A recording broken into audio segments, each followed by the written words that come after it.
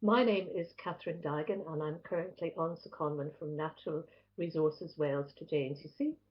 JNCC provides advice to the UK government and devolved administrations on all aspects of both UK and international nature conservation.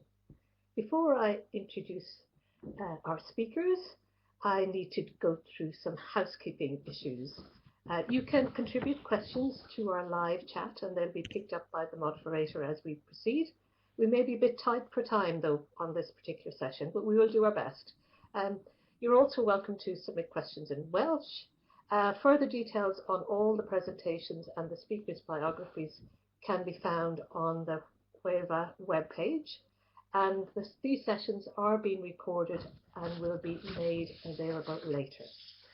So I've been really looking forward to this particular presentation because I stopped cutting the grass in my lawn a couple of years ago, and I'm hoping to learn some new things from Lucia Chmurova of Plantlife and James Roden from the National Trust, and they are going to tell us about restoring Wales's magnificent meadows. Over to you, Lucia. Hi, thank you very much. Yes, so I am the conservation officer for the project that is called Magnificent Meadows Wales. This is a project that is running for 3 years. We just finished our first year. It's funded by the Welsh Government on the Fund Enro, housed by Plantlife, and our main partners are National Trust and Centre for Sustainable Healthcare. So we've got meadows in our name, but really we are grassland focused. So we are also talking about the big scale pastures, hay meadows, as well as the smaller scale meadows. But Magnificent Grassland Wales really just didn't sound as exciting. So we are all about creation and restoration of species-rich grassland for wildlife and for people. So why are we interested in meadows? Well, I think it's a quite good time to do project in Wales on grasslands, because even though Wales is only creates a small fraction of the whole UK landmass, under 10%, it actually has 40% of its grasslands. And most of Wales is also grassed. This is over 60% actually. You might have heard some alarming figures like 90% of meadows lost in England. This is actually 97%. What this really means is that all the greens and yellows that you can see in the left map that we had in 1930s of the unimproved, semi-improved grasslands have now either been completely lost or have been transformed into improved grasslands. So that's what you can see in the red, on the red side, or the sea of the improved grassland. So when we say improved grassland, we mean agriculturally intensified. This is either plowed, reseeded, or chemically altered with fertilizers. And once this is done, the habitat, the natural habitat, can be completely damaged, and it can take years, or it might not be able to really bring it back to its former form. Why does it matter? Well, as each habitat, there is so many different services that the grasslands are offering us. I'll just pick a couple. Carbon sequestration, we are talking about it a bit more with grassland because they store carbon underground. So actually in the long term, there can be a really huge advantage in this, even comparable to forests really. In terms of biodiversity, they hold incredible array of animals. So they've got the kind of building blocks of wildflowers and fungi, which create habitat for invertebrates, mammals and birds. And there has been a recent study actually comparing diversity of grasslands with rainforests. So on a really big scale, rainforest is the obvious winner. But actually when we look into a small scale, few meters squared, grasslands can really rank at the very top. So there was a grassland in Czech Republic, 50 meters square, that had 131 different vascular plant species in it. So really this shows that it's worth conserving even really, really tiny patches of meadows, which is quite hard to say with other habitats. When we talk about species-rich grassland, what we as Plantlife and our project mean is more what you can see on the left. So these are assemblages of native, largely perennial wildflowers and lots of grasses as well, because these are as important for animals as the wildflowers are. So on the right, you can see the more what we call pictorial or designer meadows. These are largely annual, mostly wildflowers, not very much grass, can be non-native as well, and actually can be quite expensive because these need to be resown each year. We are not saying that they don't have any place and space. They definitely have their value in the urban setting, but what we are really encouraging people to strive for is the long-term solutions of the perennial wildflowers. So we like to say we keep the wild in wildflower, and this also means trying to source seeds very locally, keeping the wildflower seeds within your county if you can, and also using techniques like long-term natural regeneration or green hay. So our project, we kind of focus on three main areas, which is meadow making. This is done on a really big scale, so James is going to tell you all about that. We also focus on smaller community meadows. We have meadow skills that we want to share via training in botany and fungi and meadow creation. And also hopefully we'll be creating really amazing resource on anything to do with meadows and management called Meadows Advice Hub, and also Meadows for Wellbeing. So we are working very closely with hospitals and creating wellbeing routes. I'll just pick a few of these kind of main streams that we've been working on in the last year. So community meadows, these are small-scale urban, suburban sites, anything kind of grassy really that can be turned into a meadow. Important thing is that it should be publicly accessible and needs to have a group associated with this area. So we kind of give the first injection where we help people to get on their feet, help with the management, and then they need to commit to long-term manage these areas. So we've been working with a range of different types of community meadows. If you want schools, housing estates, urban and country parks, hospitals, roadside villages, formatives. And we are also planning to create resources that will be targeted specifically at this type. So then these can be expanded and sent to similar types of community meadows. We also work with meadows groups. So for those who don't know, there are 4 active meadows groups in Wales. So that's the boxes that you can see in yellow. These are basically groups of meadow owners that come together, share knowledge and tips on successful meadow management, but also can share things like seeds, green hay, and machinery. So what our project is trying to do is also creating couple new meadows groups. One is being created in the north by our outreach office at Tamsin, and one down in the south in Thames by Claire. In terms of training, unfortunately, we actually lost our first full summer season due to virus this year. So we couldn't really concentrate as much on the kind of management and wildflower side of our project as we would hope. But we managed to do full 2 autumn seasons. So we really could focus our attention to grassland fungi, which is a big part of our project as well.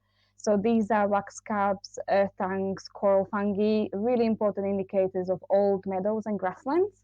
Last year we did a training which was advanced on identification, and this year we went a bit more broader, and we actually developed a new app, which is called Wax Cap.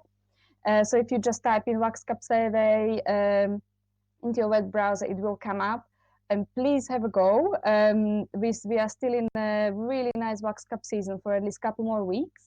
This is a citizen science app, so you don't need any experience in fungi identification. We mainly ask people to map the sites. So we ask for habitat quality and for colors of fungi that you can see, and this generates a score.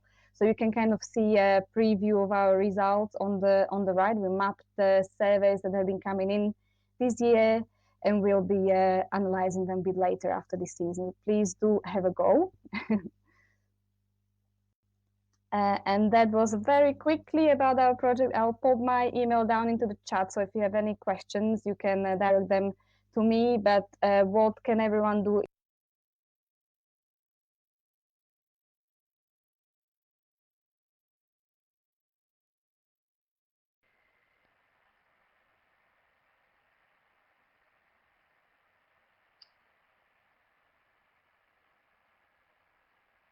James, do you want to jump in? I think we lost Lucia there for a second. I think we've lost Lucia, so I'm just going to take over. So hi everyone, my name's James Roden. and I'm the area ranger for the National Trust in North Pembrokeshire. And I'm going to talk about the project from a National Trust perspective and show you some of the meadow restoration work we've been able to carry out in North Pembrokeshire. Are you back, Lucia? I'm just going to carry on with my bit. So the National Trust Wales has 29 sites within the project. The main sites are shown on the map there, and our capital work will contribute towards approximately 275 hectares of grassland creation and restoration, and we've planned a programme of engagement activities at our main visited sites. Our involvement will also contribute towards the National Trust's own strategic nature ambition to restore and create 25,000 hectares of priority habitat by 2025 across the UK. So moving to Pembrokeshire, and just to quickly familiarise you all with National Trust land in the county, all National Trust properties are shaded in green on the map, and North Pembrokeshire as a property is basically everything north of the Cleddau. So our ranger team manages sites from Dale and Marlows all the way around St Bride's Bay to St David's, and then up the north coast to Gurnos just before Cardigan. So that equates to about 3,000 hectares spread over 40 different sites, and we manage a wide range of different habitats, but grassland is by far the largest habitat type that we manage. Most of it would largely be categorised as species poor, previously agriculturally improved. So it's somewhere we can really make a large impact in improving for wildlife, and obviously this project has given us a huge opportunity to do that. So within the project we've got 12 sites or farms as shown there, and includes an area approximately 150 hectares, over half of all National Trust Wales land in the project. And the main focus of the project for us has been capital works, so mostly meadow creation and restoration, but also installing infrastructure to enable appropriate meadow management. So our sites range from those which are species poor grassland, such as at Southwood, Folkestone and Porthcaerog, and there we plan to develop these into species rich grasslands. We've also got sites which were previously in arable, and over the last 20 years have been slowly reverting to grassland. And finally we've got some sites which are already species rich grasslands, such as at Good Hope Farm, Castell and Trisisillt. Here the need is for new infrastructure to be installed to continue correct management, and these sites will also be used as donor sites for meadow creation. So since the project started in July 2019, we've only really had 6 months of time before the project was paused, obviously earlier this year. Luckily we were raring to go right at the start, and we managed to carry out some major meadow restoration work during the last 2 weeks of August in 2019, and we did this at Southwood Farm, which is on the Southwood estate just above Newgale, and it's a farm that we manage in hand ourselves. So I'm going to talk through what we did there, some of the techniques we used, which I'm sure some of you will be familiar with.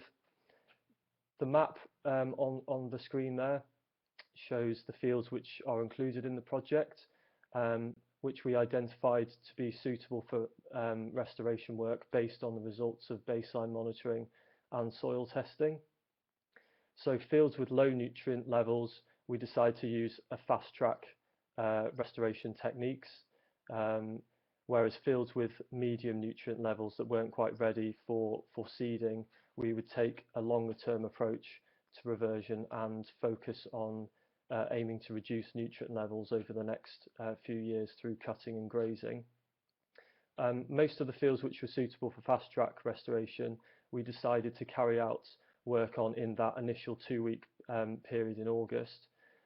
but we used a mixture of seeding methods and sources of seed, ranging from green hay to locally harvested seed, and also a small amount of commercially bought seed as well.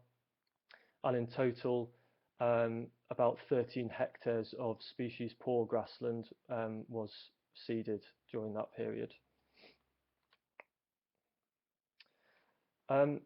So to prepare the fields before seeding, we first cut and grazed them as short as possible. And this was followed by then using an ironbock spring-tine harrow to scarify or scratch the surface of the field. I think there's a video of it here.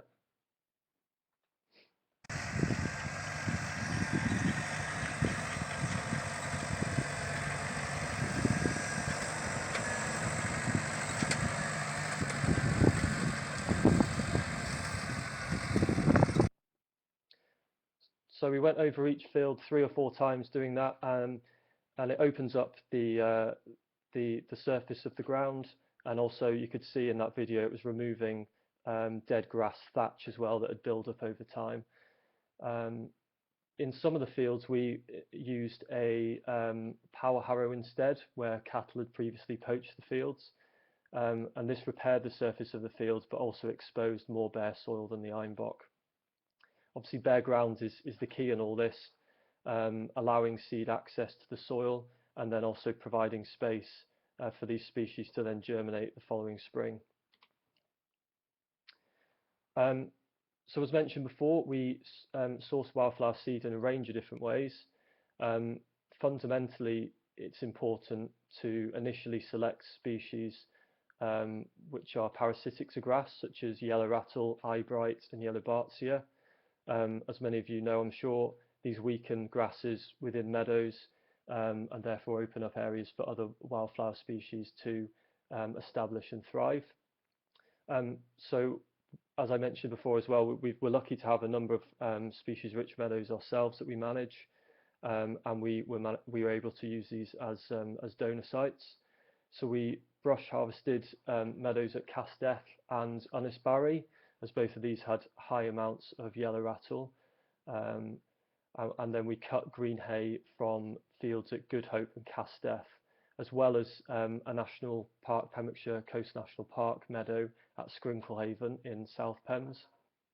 Again, these meadows had high amounts of parasitic species present, but they also had lots of other wildflower species which we were looking to source. We also bought a commercial wildflower seed mix from Cotswold Seed.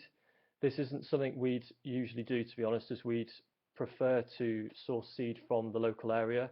But given the tight time constraints we had and the area we were trying to seed, we struggled to find enough seed locally at that time. And we were also interested just to see the differences in seed and seeding techniques. So here's just a quick video of the seed harvester in action at Castell.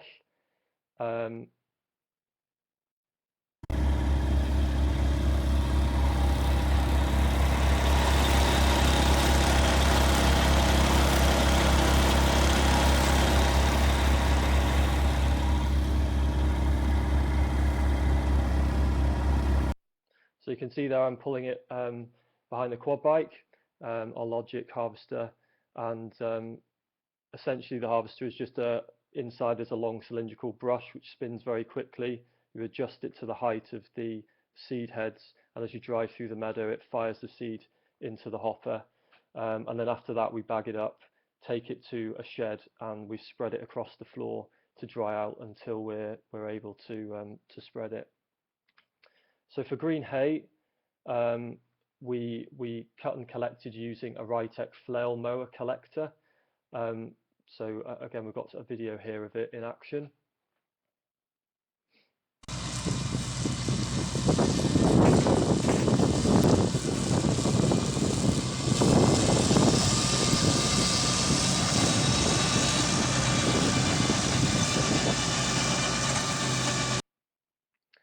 So you can see there, it cut all of the meadow very short, all of the hay came up as well as all the seed.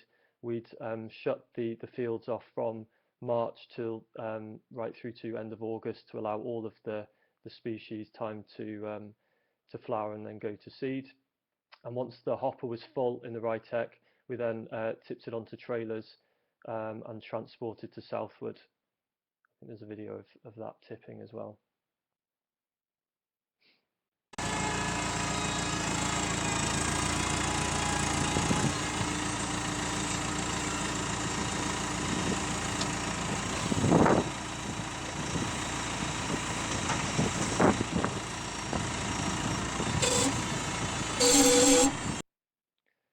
So due to the large area we were cutting and the distance transporting, we employed a ecological contracting company called Kehoe Countryside Limited, based in North Wales.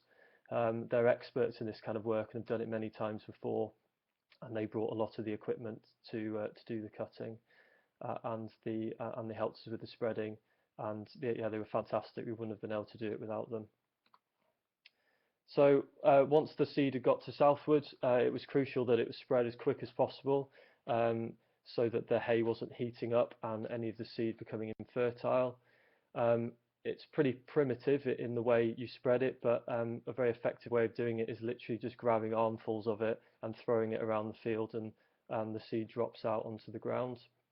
And obviously doing it over such a large area, we were reliant on volunteer help, and we had 50 different volunteers over the 2-week period helping us out, so we wouldn't have been able to do it without them. The commercial seed was sown in just 2 of the fields by a contractor using an ironbox seeder harrow, and the yellow rattle seed, which we brush harvested, was also spread by hand and used to top up the commercial wildflower seed. I'm realising I'm running out of time, so I'll get through this quickly. The follow-up management, we rolled all the fields after spreading. Our own in-hand herd of Welsh black cattle, we grazed lightly afterwards as well, and then we grazed over the winter with sheep. The livestock were taken off the following spring, at the start of the spring, and then we allowed the meadows to grow all the way through till late July, where we then cut them for hay or haylage, as well as deferred graze some with cattle. So the results so far have been really positive. The number of positive indicator species have increased dramatically, so we had less than 1 per quadrat on average across all the fields before the reseeding, and now we've got nearly just over 4 per quadrat. And as you can see, the yellow rattle is established really well too. 2019 we didn't have any on any of the fields, and now we've got a really good percentage covering across all of them. And you can see that here in some of these photos. So before and after photos. On the left you can see a typical area of the field, mostly grass. Most exciting thing really is creeping buttercup and white clover, and now you can see we've got lots of yellow rattle and lots of other species, oxeye daisy and bird's-foot trefoil, to name a few. And just very quickly, just future plans. So more restoration work at several farms, continuing with installation of infrastructure, fencing, gates and water troughs, and the events and engagement we'd planned at Southwood this year, we hope to rearrange for the future. So yeah, thank you very much for listening. Probably don't have time for questions, but I'll drop my email in the chat if anyone wants to send me an email. Thank you. Thank you very much to both James and Lucia. Yes, we don't have time for questions, but I hope the conversation continues on the conference platform. And I'd also like to thank the attendees. I'm sure they will agree that your presentation has showed us the value of conserving even small pieces of habitat for nature conservation. There's lots more information on the conference website, so please have a look. And we would also welcome your feedback on these sessions.